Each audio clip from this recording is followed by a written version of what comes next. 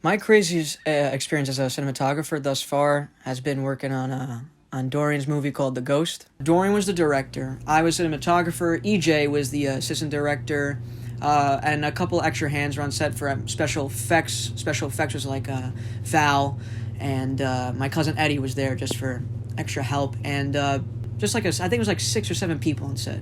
Yeah. Basically, we were planning to shoot this movie with. In a moving train, on a moving train, in a subway on 95th Street right next to my house. And we had our doubts. We had our doubts about it. We were like, damn, how are we going to, shoot on a moving train? How are we going to, there's going to be a lot of police there. There's going to be a lot of people moving in and out. We have to time it perfectly. And a lot of what ifs and ands and buts came up. But basically, we,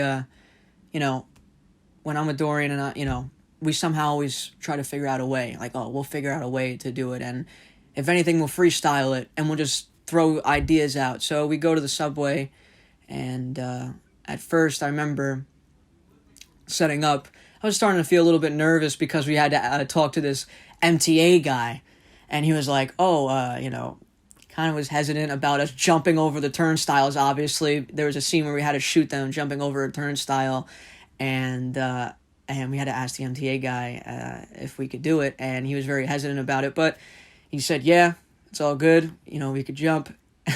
And we all did. I got some cool shots there for that, but then we moved to the train, and we usually went to the last train, and at the very end of the train, so no one was there, and we did our own thing, and we just pretty much choreographed the fight, like, as much as possible beforehand, so that when we got onto the train, we could just shoot it as fast as possible. We were already talking about how we wanted every first take to be the best take, because we don't have time. Time is not our friend during this project. So, we're just running around. They're punching each other, beating the shit out of each other, falling on the floor, rolling around on, the ground and shit, and getting tackled. And I had to run out the subway a couple of times. They ran out the subway. They ran through people. The police came. The police were watching us at one point. And they thought, what the frig are these kids doing? And so it was a very hectic day. But I learned a lot. And I would say I got inspired by it because, you usually try to do simple things as a student filmmaker. This wasn't very simple, but we said, fuck it. And we did it, so.